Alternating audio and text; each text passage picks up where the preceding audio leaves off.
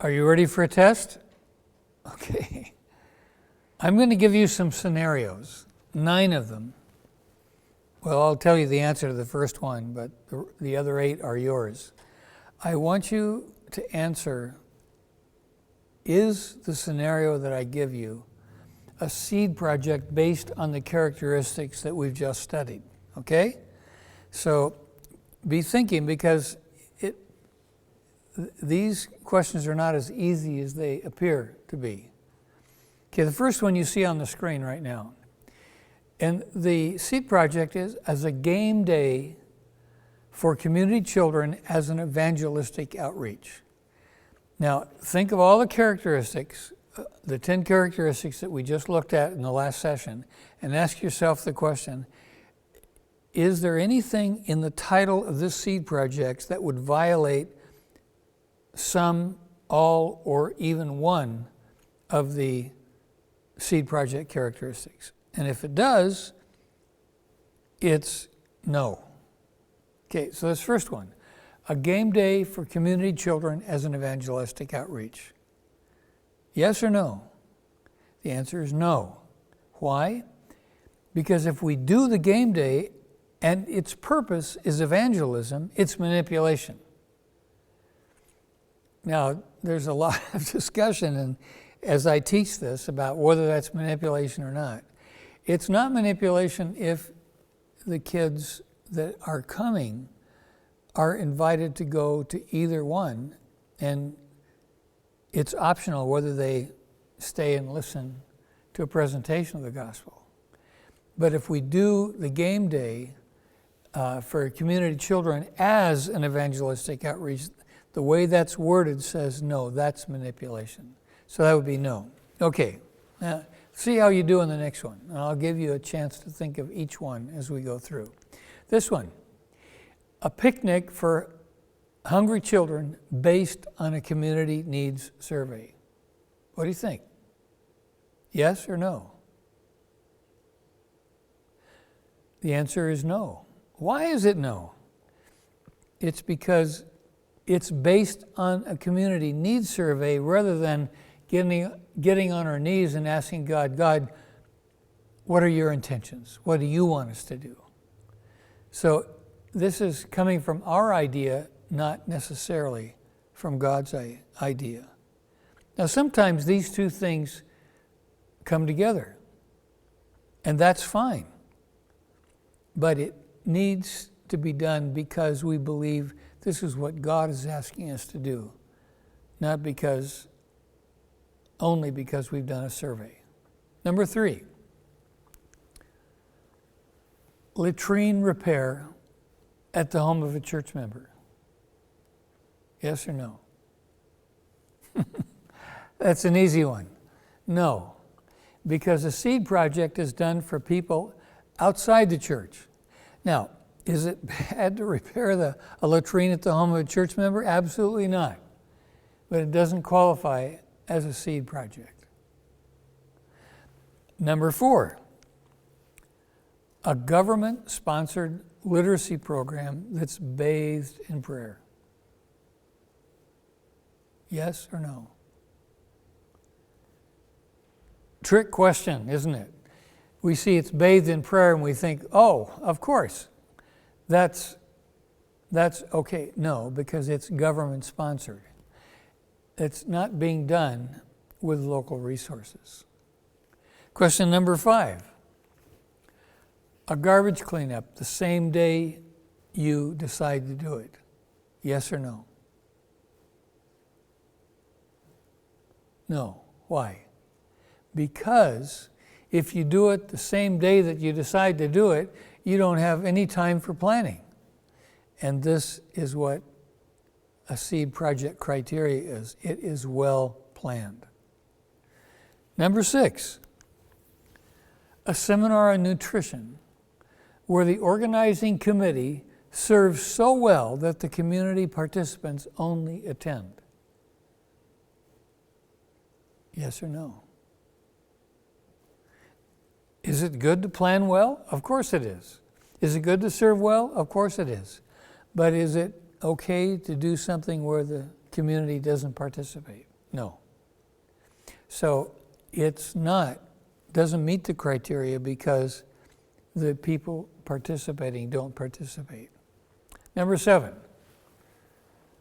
media coverage for a seed project to get publicity for the church. It's almost humorous, isn't it? No, because we want God to be glorified, not our local church. Next, number 8, the development and operation of a child care center. Good idea? You bet it is. Seed project? No. Why?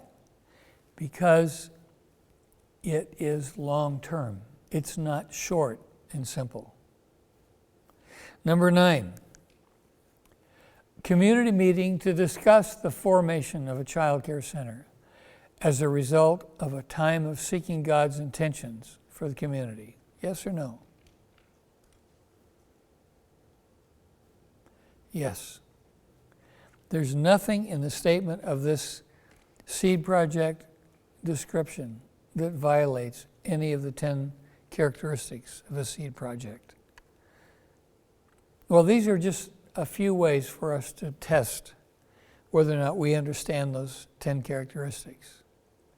Now again, these characteristics are not laws. They're not things that bind you. They're guidelines. But the more of them that you can include in your seed project, the more successful, on the basis of our experience, the more successful it will be. Okay, what I'd like to do is add 3 more things. We've learned the purpose, we've learned the benefits, we've learned the definition, we've learned some 10 characteristics. Now, the final thing that I would like to focus with you on 3 principles for long-term effectiveness of a seed project. There are 3. They need to be balanced, they need to be focused, and they need to be ongoing. Let me describe what we mean by that.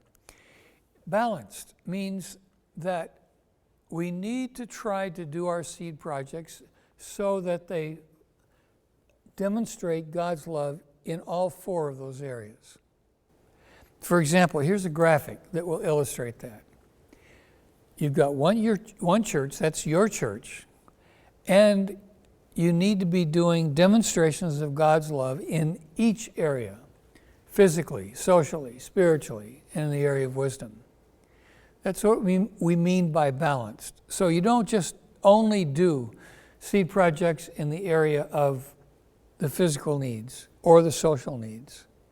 But when you do a given seed project, you try to think about how you can do that, even that one seed project, to demonstrate God's love in all areas. Number 2, a seed project to be effective long-term needs to be focused. What do we mean by that? It means to be balanced ministry in all areas to the same recipients or the same community. For example, look at this diagram. You've got your church, one church, it's doing seed projects in all of these 4 areas, but it's focused on one community. To help us understand what we mean by that, let's look at this question, what I call the focused question. And this is the question: what do you think the long-term impact would be if your church did 4 community seed projects in each of the 4 areas, but you did a physical project in that community, you did a social project with an emphasis on social needs, here you did spiritual, here you did wisdom? What would be the consequence?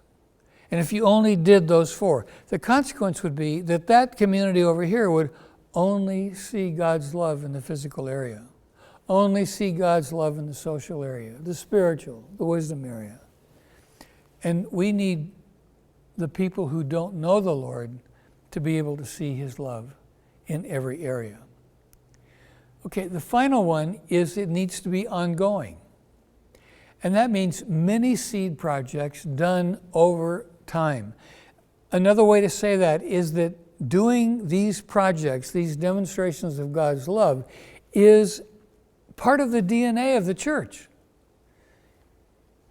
So when the community looks at your local church or thinks about it, it doesn't think about it as only holding services on Sunday and Bible studies during the week. Oh, that's the church that has that feeding program. Oh, that's the church that cleans up our streets. Oh, that's the church that... It needs to help the people in the community see that God is concerned about all areas. And the way we do that is we continue to do seed projects. This is not to be done as a response to this seminar or this class. It's something that we get the idea from the class, but it becomes a lifestyle of our church. So this diagram helps us to see that. We have one church, we have the 4 areas, we have one community, and that community sees God's good intentions for them on an ongoing basis, not just once. Okay. I want to show you an example of one church in Tegucigalpa, Honduras. And I talked to the pastor after his church had begun to do seed projects, and they'd been doing it about 1 year. I called him and I said, Alex, I know you haven't probably got a list of them in front of you, but tell me about the seed projects that you can recall that your church has done over the last year. And this is what he told me. I want you to let this sink in. These seed projects had happened in 1 year in this one church, in one community. Number one, look at the chart. They fasted 1 meal a week, and they used the resources of that fasting to feed hungry people. I wish I could tell you the stories, the detail of these stories, because some of them are incredible. They hosted a soccer league in their community that didn't have a place to meet. They did a medical clinic in the church for people of the community. They did a child care class for mothers of the community. They painted speed bumps, which they call in Honduras sleeping policemen. But they painted these speed bumps in the streets because they were so high that when people who weren't familiar with the area, they would drive over them, really damage their cars because at night they couldn't see them. So they painted these. They ministered to the social needs of 20 alcoholics that they knew about in their church. They filled potholes in the streets. And there were, believe me, there were a lot of potholes in the streets. Now, that's not all. Look at the next slide. This is a continuation of what this one church had done in 1 year. They collected clothes for needy children. They placed garbage barrels in the community to collect trash. They constructed concrete stairs on a steep path. They got slippery when it rained. They distributed bed sheets to prisoners in their prisons. And if you don't, the prisons in Honduras don't provide bed sheets or even mattresses, at least at that time. They collected and distributed school supplies for the children whose dads were in jail. That's what Alex, the pastor, remembered. He didn't even have it written down in front of him, but I wrote as he talked to me, and he said, Bob, these are what I can remember of the projects that we did in 1 year. That's one church of maybe 200, maximum 300 people. Wow. What do you think the people of that community thought about the people of God in that local church? Everybody knew about that church because they were different. These were people who really cared.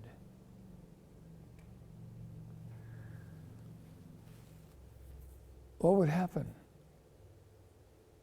if your church did the same thing? I want to, as we close this session, for you to look at another seed project. Actually, this is a church that did a series of seed projects. They encouraged their people, number one, to individually demonstrate God's love in their businesses or among neighbors.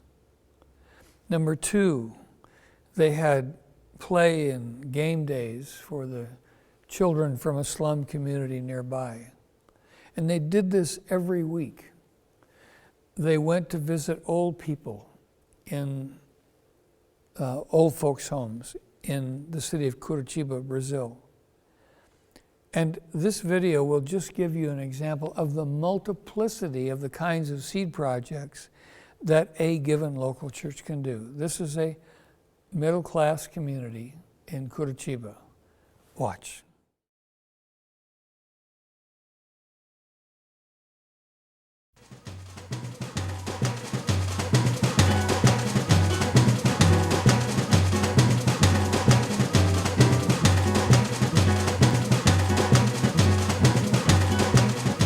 The church in Curitiba, Brazil, has made a lifestyle of seed projects, truly the God-given ministry of local churches everywhere. In January 2001, Jose, a shoemaker in Curitiba, Brazil, attended a Harvest Basics course taught by Clayton Oliveira, the director of Harvest in Brazil. José, the shoemaker of the church, got the idea and applied to his community. This is an example for the whole church. As a result, we created a model of work for seed projects. This has been our natural way of working. We have been able to use this as an example to other churches. Despite it being something small, it has been meaningful to teach how discipleship can change a person, a community, and a nation. Since Jose needed help in improving business and in organizing used shoes for sale, Clayton, who has a business background, visited Jose as both his spiritual and business mentor.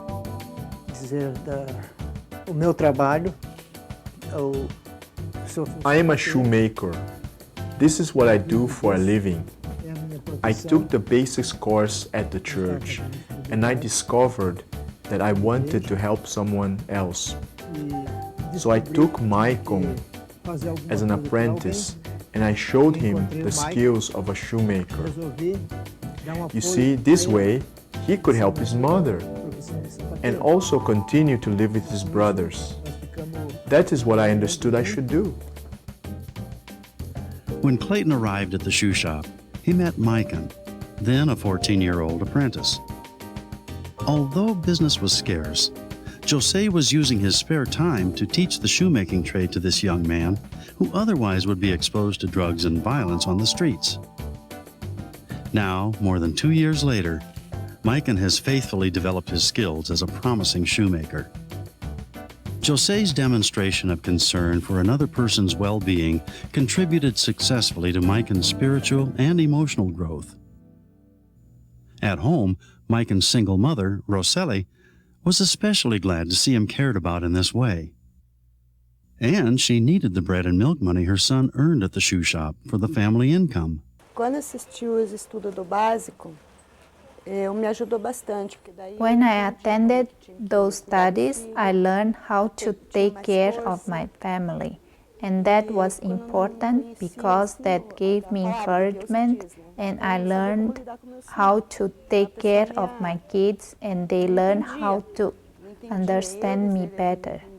I learned that the people at the church cared for us. Now Roseli, Micah, and her other 3 children attend the evening service and study about loving God in the basics course taught in their home church. While Micah acquired a profession, Jose taught him from the Bible. Instead of a life on the streets, he now has the opportunity for a healthy future and an eternal security. The Shoemaker and His Apprentice is just one of many seed projects originating from this tiny 100-member church in Curitiba, Brazil, through their holistic evangelism approach toward their community. Another example is Lorival, whose once successful career was suddenly interrupted with a tragic stroke, leaving him partially immobilized. But Clayton and other church members encouraged Lorival and helped him walk in a nearby park, refreshing him physically, mentally, and emotionally. Today, Lorival dreams of going back to work and is grateful for his wealth of new friends. On typical Saturdays, the church participates in 4 simultaneous seed projects, bringing children from poor neighborhoods to the church to practice basic life skills.